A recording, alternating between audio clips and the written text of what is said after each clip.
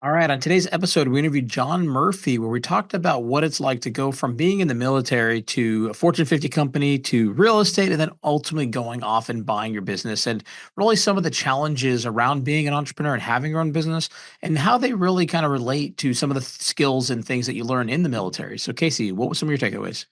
You know, being a kid from somebody that was in the military, my son going and focusing on wanting to join the military, there's just some amazing leadership attributes that the military teaches. It's pretty powerful. You can see that John's really focused. He's implementing EOS. He's using that leadership ability.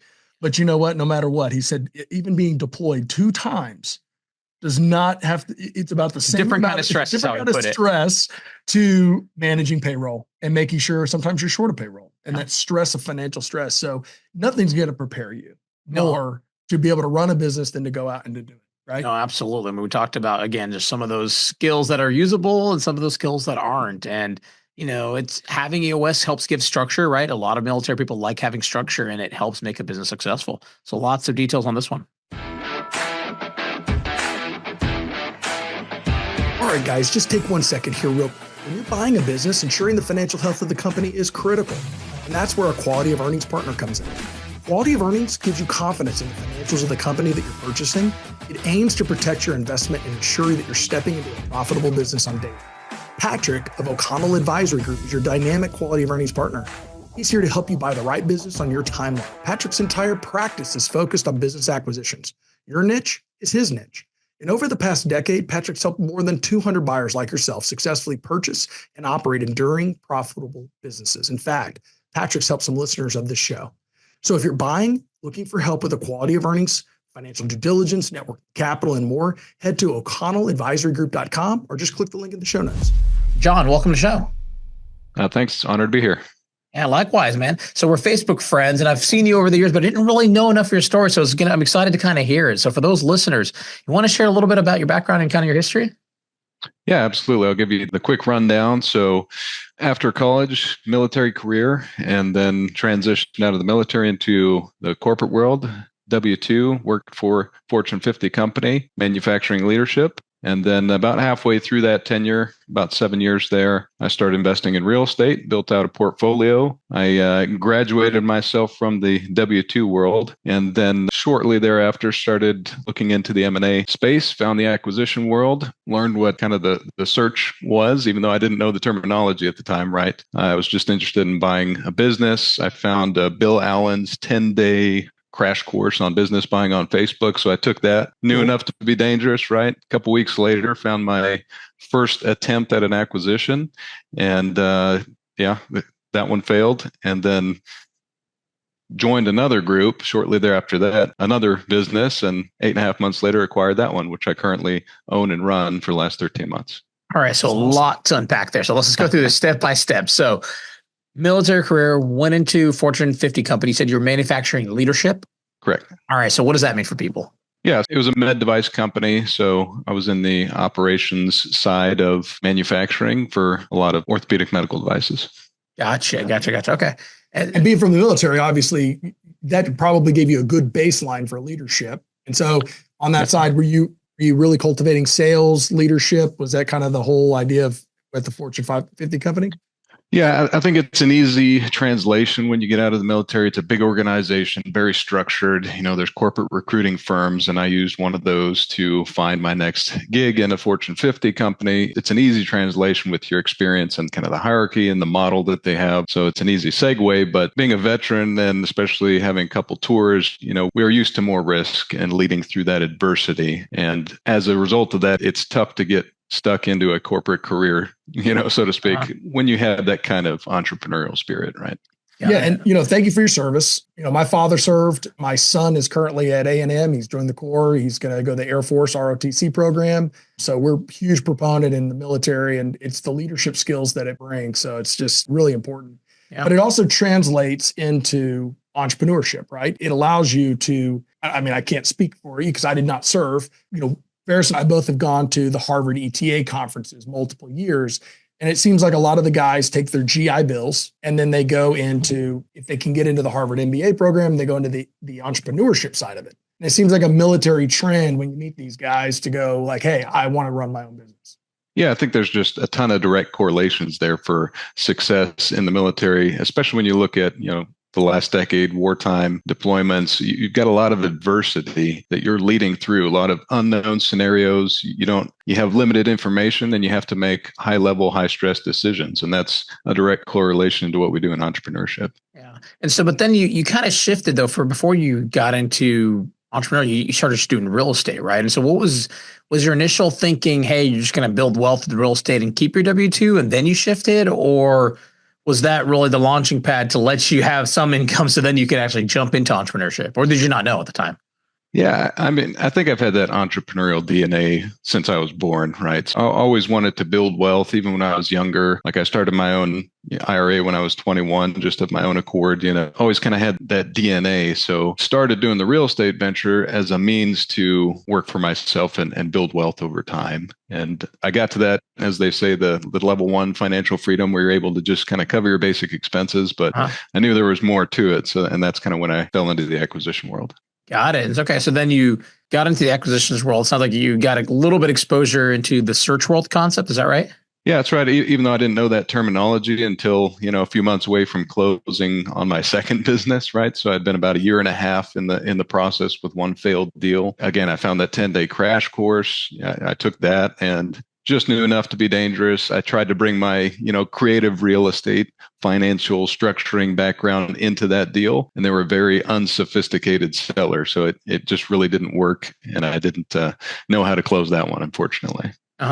So then I guess the one you did end up closing, right? Was it a vertical that you were specifically looking at, or were you looking more broadly and you kind of came across a deal? And, walk us through how that transaction went and what attracted you to that business. Yeah, absolutely. So it kind of boils down to my criteria. So I was looking geographically in about a 1-state radius, so it was drivable and SBA lendable, right? And then from a size perspective, it met a certain buy box. So that was kind of critical for understanding, size, years in business, and then also for the employees, profit margin, all those different things, right? Mm-hmm. So that was critical I was looking at 2 primary industries, so construction services and then also in manufacturing. And fortunately, this one is in commercial painting. And so all those things kind of lined up. It ended up being about 2.5 hours from where I live. And that's how I selected that business. Yeah. So what did you like about commercial painting? What was it about it? Now that you've had it, how many years have you had it?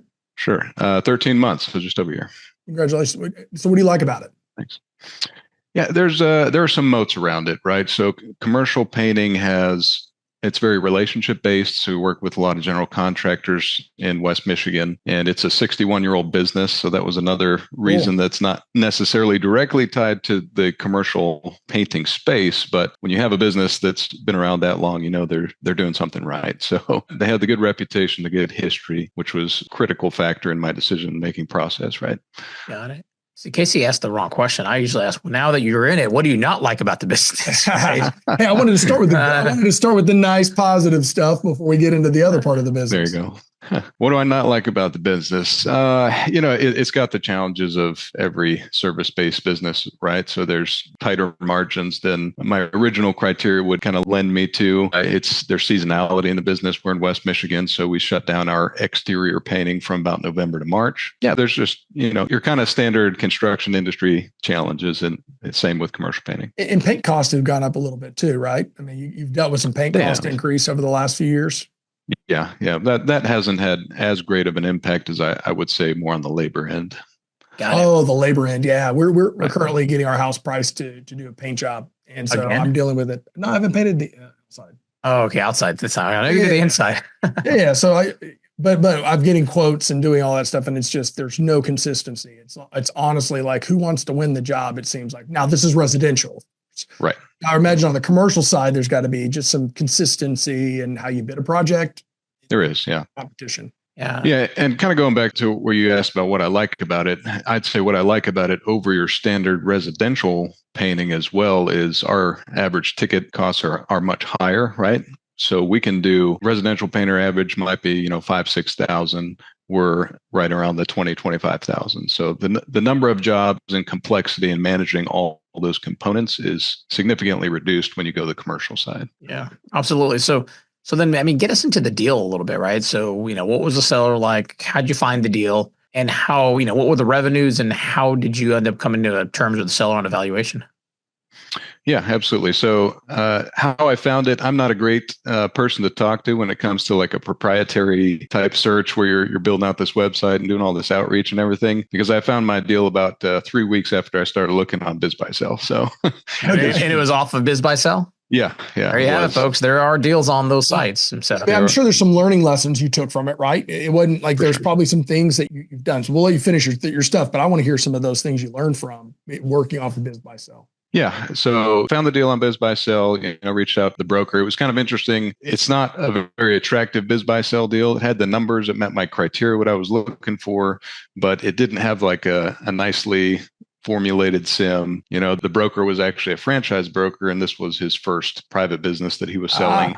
So there was a lot of little components that I think kind of kept a lot of buyers away, even though when I did start to get under contract, there were a couple other LOIs on the table. So yeah, so that's essentially how I found the business. And then moving forward, I got in front of the seller very quickly, started building the rapport and learned what he wanted out of the transaction. So then crafted my LOI around his kind of exit plan and the number he was looking for, and then end up getting under contract for it. So any tips and tricks on things you included in the LOI or things you should have included in the LOI? Yeah, it's tough because every deal is so unique, right? Every seller's unique, every buyer's unique. So my best advice that I give to people is spend the time, get to really dig in deep to what the seller is looking for out of the transaction. We like to play in the I'm a retiring first, second, third generation owner space. So that is ideal because you can craft and formulate your offer around what they want. A lot of times those guys or gals have been in the business for 20, 30, 40 years, and they've made a boatload of money. It's not necessarily a financial play for them, right? So you can get a little bit more creative with the numbers. Mm-hmm. Got it. And so what was the revenue, the EBITDA, and what you buy for? So in the full 23 year, they did 8 million in revenue, and SDE was sitting right around $1 million, and then the multiple was right at a 3x. Not bad. Oh, good buy. That's a healthy, fairly healthy business. Yep. And did you have to explain a lot of that to the seller when you started working with him, or because obviously the broker didn't know what he was doing, right? So were you doing while you were learning, you're also educating him, right? Yes. Yeah, that's a big thing. Let me go teach you about it now. I read this 10-day crash course. Yeah, for sure. Well, I was a little bit more mature in my process because I'd already gone through one failed deal. Oh, yeah. So that deal, 5 months, $40,000 in due diligence costs, the sellers pulled out a week before closing. So that was a tough lesson learned. And then I joined Kyle's group, and he has a very strict kind of A to Z process, and you get to learn the full spectrum of what you need to close a business, which helped a lot going around the second time. And he's got the community, so you've got the sounding board. When I'm running into roadblocks, I can reach out to people that have been there, done that, and that was one of the key factors in my success in closing the second business. Right. So, yeah. Got it. And so, okay. So, multiple. Yeah. 3X, 8 million revenue, $1 million of SE. So you mentioned margins, right? So you said one of the things you didn't like, right? It wasn't so did you expect the margins that you closed at, or did the margins change? What was it about the margins that didn't really fit your thesis? No, the margins held consistent. So going into it traditionally, so for the painting industry, you're looking at a 40 gross, 15 net. That's a healthy company in the painting industry. However, my buy box was 20% or greater, right? So it was kind of right under that minimum threshold for what I was really looking for. But when you look at it across the industry, it's a very healthy company. So that's kind of why my tune changed, even though it was on the larger side of my buy box. So you just have to look at, that's one piece I tell a lot of people is, you've got like a lot of the traditional search funds, they have this whole litany of like checklist, right, of what you need to have a successful business, or what they're looking for: recurring revenue, sticky customers, limited customer concentration. This business didn't fit a lot of that criteria, but it had a lot of other aspects that were very attractive. So, 60 years in business, right? They're doing some large contracts, and they've been doing it with this general contractor for 10 plus years, right? So these great relationships and all these other factors that made it a very attractive business.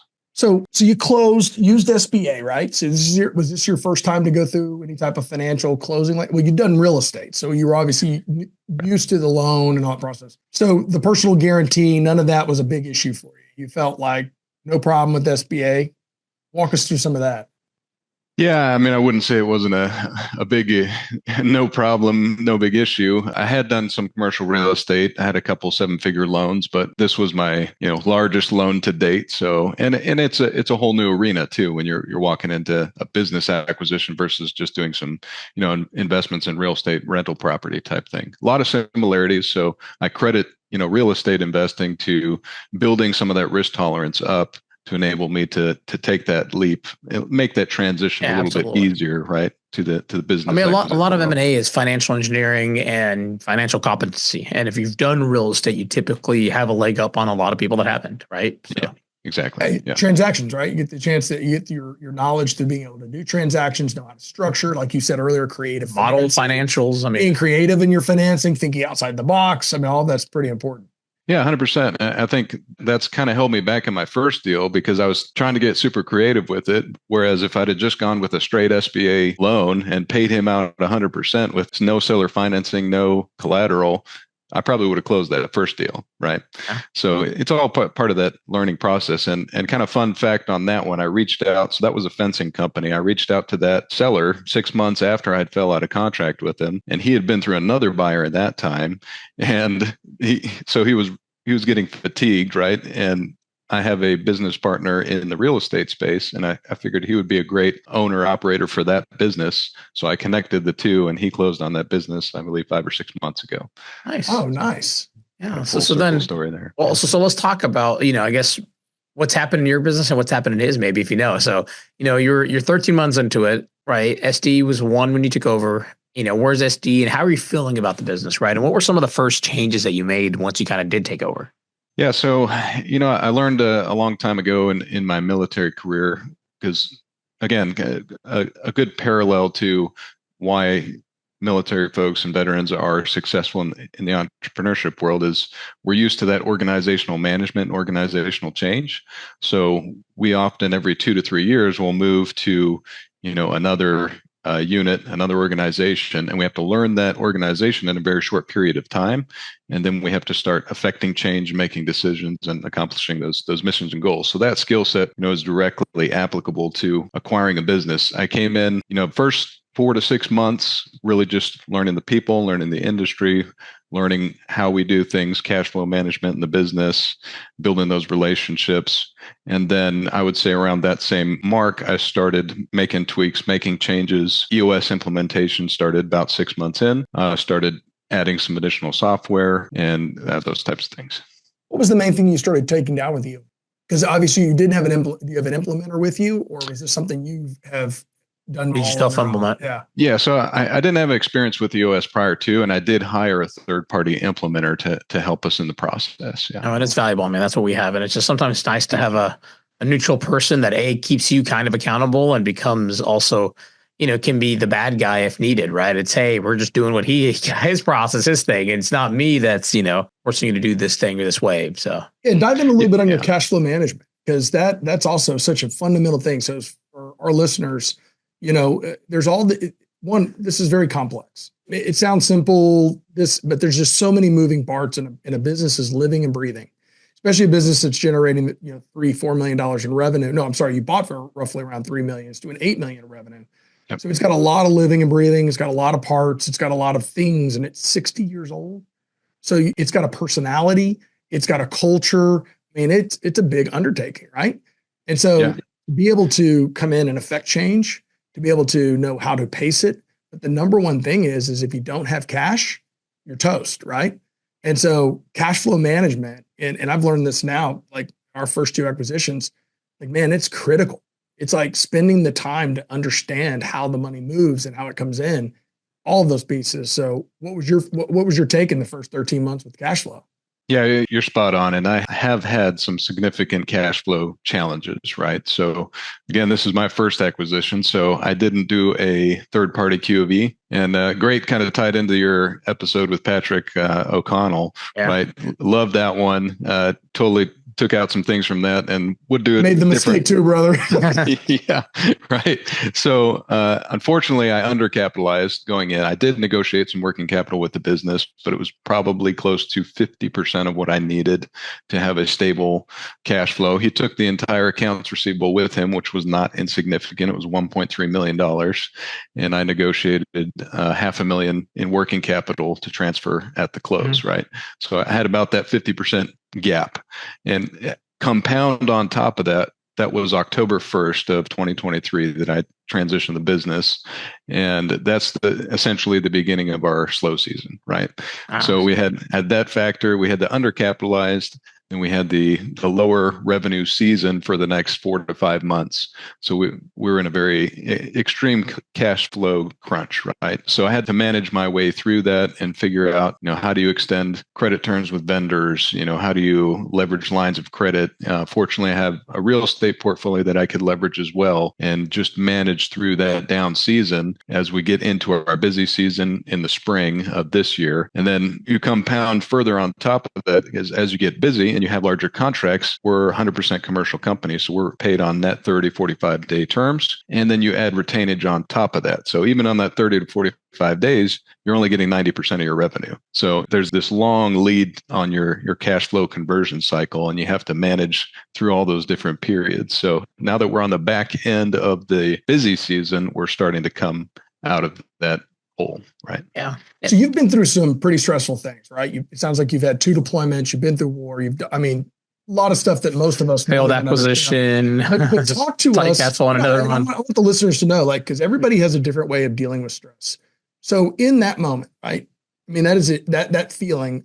We had that feeling in July with H&M. We had a hurricane. We were shut down for 15 days with no power.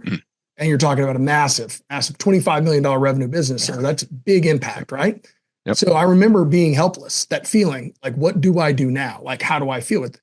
So how do you cope? What would be your advice? And you're solo. We at least have partners and kind of bounce ideas and leverage the networks of each other. What the coping mechanisms you picked up from the military to allow you to stay focused, to not, lose your shit in the middle of the night, per se. Right. You know what I mean? Yeah, no, it's a great question. And it's funny because, you have those experiences in the military. You get deployed and you're in, dangerous environments, and you've got that kind of fight or flight kicks in, but it's a very different kind of stress, right? The one thing the military folks are not worried about is when their paycheck hits their account, right? They're government employees. So that financial stress isn't there. So we talk a lot about, veterans being great at small business leadership and entrepreneurship, but that's a muscle, that's a skill set that's not built out, right?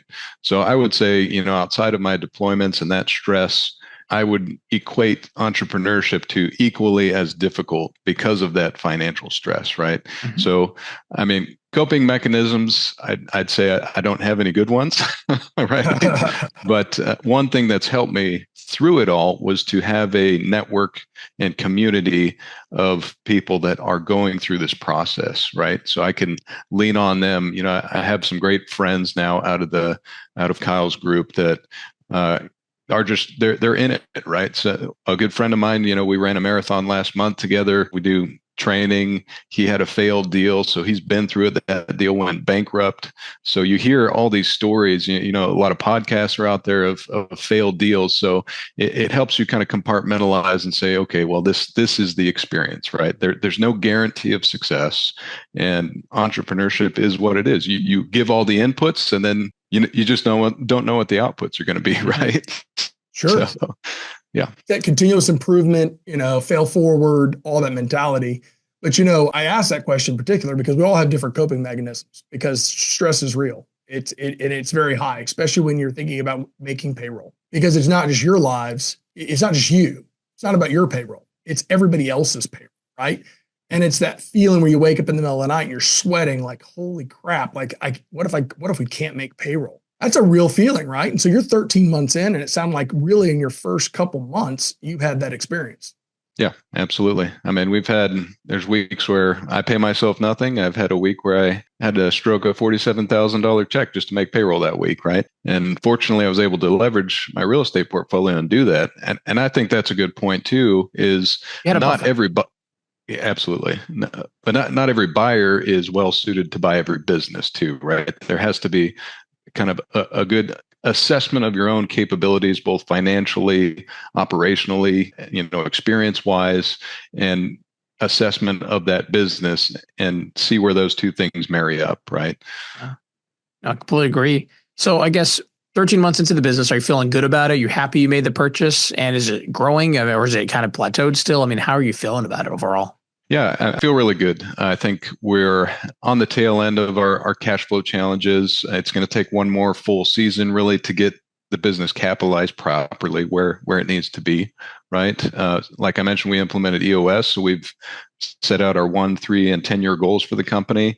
The whole team is super aligned. They had a lot of buy-in and they had a lot of input into developing our vision for the company itself and also for the new culture. We came up with our new core values and we're rolling out those core values to the whole organization. So yeah, all in all, I'm really excited about the company. Yeah, John, one of the things we implemented at H&M that I found to be just phenomenal. We live and breathe off of it. It's called a 13-week and now it's a 13-week budget, right? And it takes all of our payables, all of our receivable potential. We build it out so we can actually kind of forecast 13 weeks in advance. We know where our gaps are. We know. And it's just become like a living, breathing methodology of those kind of things. And it's for our listeners, we'll add some kind of link down there so you can kind of see it. But that analysis is just pretty phenomenal. At least for me, for cash flow, it lets me know, hey, in the next 13 weeks, especially when Feras and them are like, hey, how are things? And I'm like, hey, let's pull up the 13 weeks. It'll tell us everything, right? Yeah, we don't care about the 14th week, just the first 13. So it's your 90 days, right? Yeah. It's that mindset. Yeah. So anyways, it's pretty cool. But it kind of goes back to really, and here's really my big question. So when you go in from a leadership standpoint, right, into the business, now you've assessed, how are you looking to impact through leadership with your group? So you've been in there 13 months, 14 months. What is your leadership plan? What is your strategy? How are you going in and are you trying to elevate certain people through leadership? I mean, what is your game plan in that? Yeah, so I inherited a great company. You never really know what you're going to get right until after you close, and you're sitting in the seat and you're running it, right? So you can go through the best due diligence processes and all that, but I was fortunate enough to inherit just a fantastic team. I mean, the seller was working 3 to 5 hours a week in the business for the prior 3 years, right? So they were really running the day-to-day operations. And through implementing EOS and getting all that alignment, the critical areas for me to work on the business, which I'm fortunate to spend most of my time doing, was on the vision side. Where are we going as an organization? What does the next decade look like for us? And then the culture side as well. This is the construction industry, so you're going to get, just a mix of things that you have to deal with, right? So really defining what our culture is and then making sure we're living up to those core values and starting to transition how we do things, right? So I view it as, my role as the owner is a steward. I'm a steward of the business. I'm here to enable, support, and help each employee in the business at every level. Got it. That's a great way to look at it. And I got to ask, the business that you sent over to your friend, how's that doing? Is he feeling really good about it, or is he having some challenges there too? Yeah, I mean, like I said, he's 5 or 6 months in, so he's, the first few months are always tough. Yep. Trying to understand the business and get a feel for it, and he's never, run something like that. So he's kind of on the getting up to that upper part on the J curve. I think he's understanding it. But again, it's fencing in that business is in Indiana, so there's seasonality component to that as well. So he's got to get through that slow season cycle and then up to the hot and heavy season during the summer. And I think he'll do really well with it though. And then maybe last question. I mean, what's next for you? Right? Is just continue to operate it as is and just kind of do incremental growth? Do you plan to go buy businesses to bolt in? Do you plan to go buy another business as a completely different vertical? I mean, what do you kind of see the future? Yeah, I mean, nothing's off the table, right? All the above. I'll take it. My plan for now is, I've got a 10-year vision for the company, and we're going to march to that. And that's what the direction I want to go. If we end up, partnering with folks to help out, maybe private equity firm, and that's the great thing about EOS is there, from an exit planning standpoint, there's a ton of private equity firms out there that love businesses run on EOS, or have playbooks to implement it after they acquire them. So there's a lot of that lines up, All right. Awesome. Perfect. All right. Let's move on to our rocket round where we get to ask our guest some 3 great questions here. So I'm going to ask the first one. So what do you like to do in your free time? Yeah, that's a interesting question. So I live in 2 states. I'm a single dad half the time and operate a business and a real estate portfolio. So I don't have a lot of free time, but I like to, like I mentioned, I ran a marathon, training for another one next year, and then I also like road course racing. So probably get back on the racetrack next season. Cool. All right. And next question: most memorable moment in your business journey? Yeah, I mean, there's a lot of memorable times. I would say my most proud moment is when I walked in on a Friday morning into my office. Conference room door was closed. My VP was in there with one of our employees. After the door opened, I went in and talked to him, and both he and one of the project managers were rolling out the people analyzer for EOS, and they were evaluating him based off of our core values and some other metrics too. And I had zero involvement in that. So just watching them kind of execute on that strategy was awesome. Nice. It's like watching your kid learn to walk for the first time on their own. 100%. All right. Yeah. Last question. What is your favorite tool or resource? Yeah, I mean, we've talked about it. I have to say it. It's definitely EOS. It's not. It gets some flack, but you need to go buy an EOS business, man. You're a walking, talking commercial for them. I know. I should probably get some endorsements, but no. Yeah. It's just a really good set of tools for somebody like me in particular that I've never run a business from every, A to Z aspect. So it's got tools for all of the major problems in your business. That's good structure for those listeners that don't know what EOS is. I mean, it helps give you structure that's rinsable, repeatable, and scalable. So, John, before we wrap up, get everything done, tell our listeners, you've done it, right? You've gone through it. Take a few seconds here, give them words of encouragement, give them advice. What would you add to them closing out the call today? Yeah, absolutely. I think 2 pieces. One is you need to network and find some type of community, whether it's just your network or it's a paid community. You have to get around people that are doing this, right? So you have to learn the process, and it's a language, quite frankly. So you have to learn the language and get around people that have been through the process. The old adage of find somebody that's where you want to be and learn from them. That's 100% applicable in this case. And like, this shit's hard. Right. So you have to, it's a marathon. There's a reason I run marathons, right? There's so many parallels between being an entrepreneur and running a marathon. But you have to be in the communities. And then the other piece is getting over that first fear hurdle, right? It's just taking daily action. It's huge and unwieldy when you look at an acquisition of a business, but you have to break it down into the components and then just take one step every day. I'm calling this insurance guy, this is my task for the day, so just taking one step at a time, and you're going to look back and you're going to have so much growth and learnings from all that. Right. Great advice. I would echo all of that. Agreed. John, how can people get a hold of you? I'm on LinkedIn or John at dcd-inc.com. All right. Perfect. John, again, man, thank you again for your service, being a total badass, running a marathon, and all your hard work. And I wish you the best in your journey. And so thanks for joining us today. Thank you. We'll call it a wrap. Yeah. Thanks for having me. Thank you for listening to the M&A Launchpad Podcast. If you've enjoyed today's podcast and would like to support us, please leave us a rating and a review after you listen. I'm Casey Minshew, and I look forward to talking with you next week.